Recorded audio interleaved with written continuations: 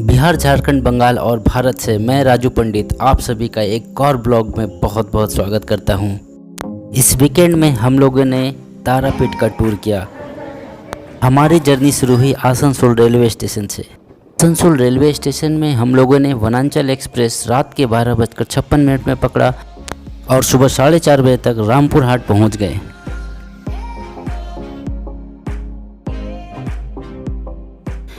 Station से बाहर निकलते ही तारापीठ जाने के लिए shared autos, reserved autos and buses की फैसिलिटीज़ मिल जाती हैं।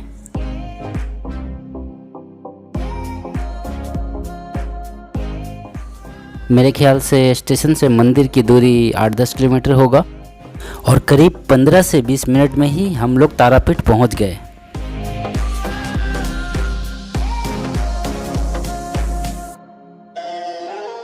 ये जो नदी देख रहे हैं इसका नाम है द्वारका नदी और तारापीठ मंदिर इसी नदी के तट पे बसी हुई है।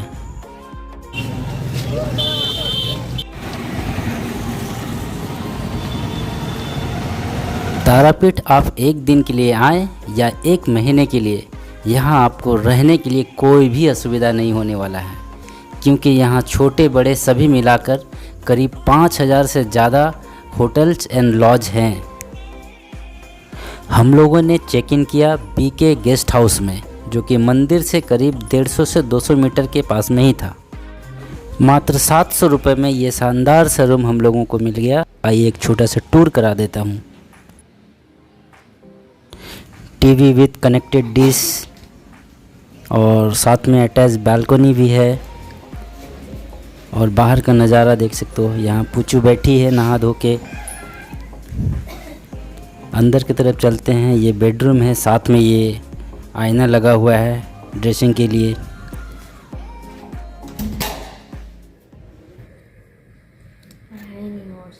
अपना स्टेटस लगा रहे ओम साईं राम। टीवी दिया, यूज करो पूछो। यूज करो। और सबसे ख़ास बात यहाँ के होटल का कि यहाँ पर आप सब कुछ खा पी सकते हैं, किसी चीज़ का कोई रोक नहीं है।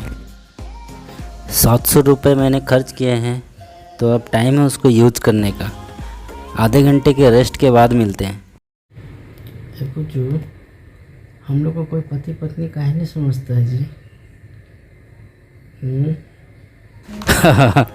कई बार हम लोगों के पास ना मैरिज सर्टिफिकेट नहीं होने के कारण होटल वाले रूम्स नहीं देते हैं। हम लोग अब मंदिर जाने के लिए तैयार हो चुके हैं और पूछू जब तैयार हो जाती है तो फ़ोटो ज़रूर क्लिक करवाती है।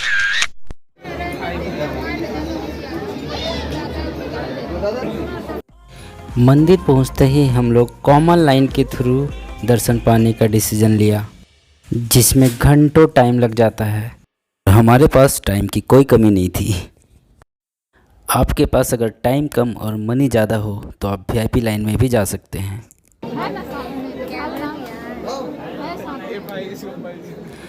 इस जगह की मान्यता ये है कि भगवान शिव जब माता सती के ज्वलित शरीर को लेकर जा रहे थे, तब माता सती का आँखों का तारा इस जगह पे गिरा था और इसी कारण से इस जगह पे शक्तिपीठ का स्थापना हुआ और इस जगह का नाम तारापीठ रखा गया।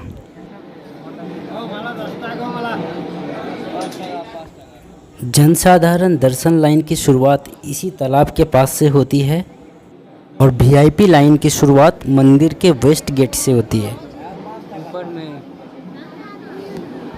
ऊपर में जा रहा हूँ।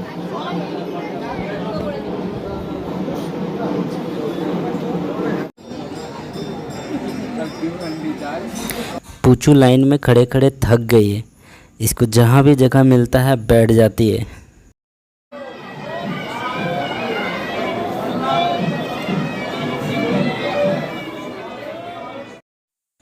हम लोगों को लाइन में 2.5 घंटे हो चुके हैं और अभी तक ये पता नहीं चल पाया कि और कितना लंबा रास्ता बचा है। बहुत देर के बाद हम सभी श्रद्धालुओं के लाइफ में एंटरटेनमेंट आया इस बाजे गाजे के साथ।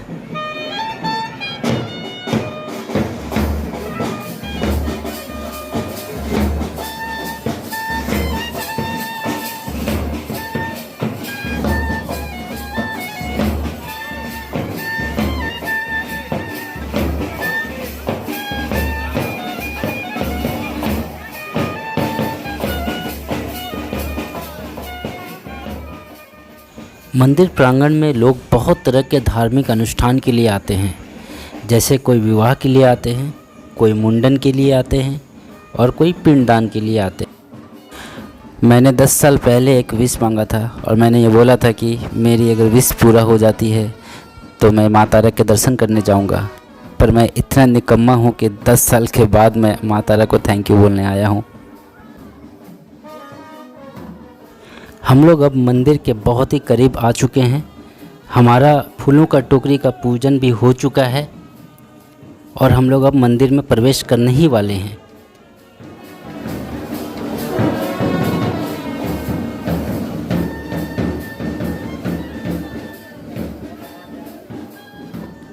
हम लोग अब मुख्य मंदिर के अंदर आ चुके हैं और मुख्य मंदिर के अंदर सबसे पहले हम लोगों ने माता के चरण का स्पर्श करके आशीर्वाद लिया। उसके बाद माता के सामने से एकदम दर्शन किया।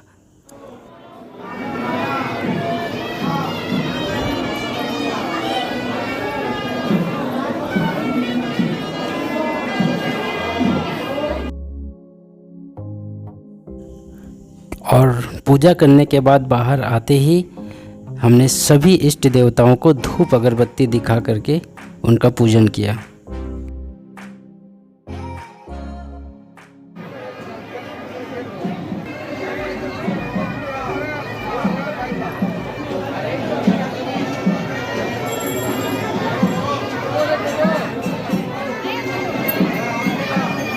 चलिए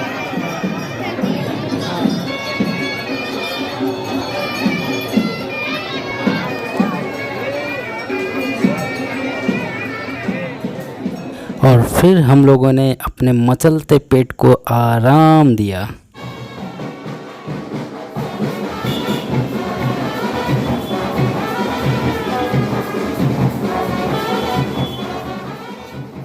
होटल वापस आने के बाद हम लोगों को ये शानदार नज़ारा देखने को मिला। अब मैं ये आपके ऊपर छोड़ देता हूँ कि आप हमें बताओ कि ये क्या प्रोग्राम चल रहा है। एक्चुअली क्या है कि हमने पता करने का कोशिश नहीं किया।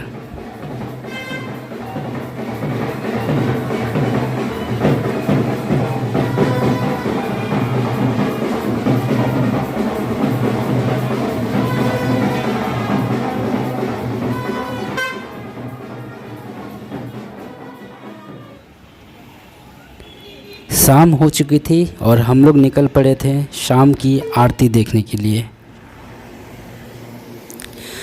आप अगर तारापीठ का टूर कर रहे हैं तो मैं ये कहूँगा कि आप शाम की आरती को बिल्कुल मिस ना करें, क्योंकि शाम को आरती का जो नज़ारा होता है वो बहुत ही मज़ेदार होता है और आनंदमयी होता है।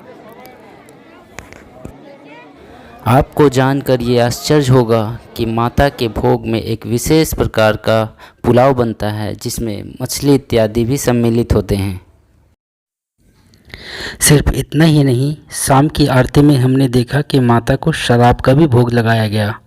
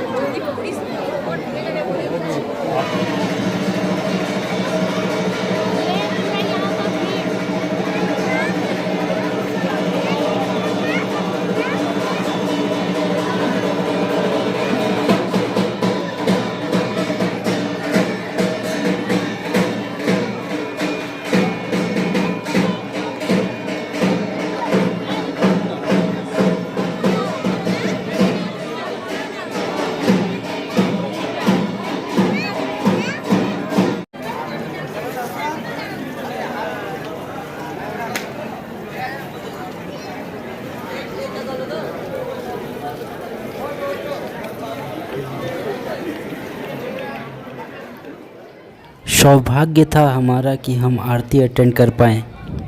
हजारों के भीड़ में, ढोल बाजों की धुन में शरीर में एकदम स्फूर्ति आ गया और अब समय हो चुका था आसपास मौजूद रेस्टोरेंट्स का मज़ेदार खाने का लुत्फ़ उठाने का। खाने पीने के शौकीन लोगों के लिए तारापीठ एक बहुत ही अच्छा जगह है, क्योंकि यहाँ वेज नॉन वेज का बहुत वैरायटी मिल जाता है। अब समय हो गया है तारापीठ के इस खुशनुमा टूर को अलविदा कहने का। उम्मीद करते हैं ये इन्फॉर्मेटिव ब्लॉग आप लोगों को पसंद आया होगा। सुबह के 5:30 बज गए हैं और समय हो चुका है हम लोगों के घर लौटने का। अंत में आप लोगों से गुजारिश करूंगा कि आप वीडियो को लाइक करें, शेयर करें और हमारे चैनल को सब्सक्राइब कर लें।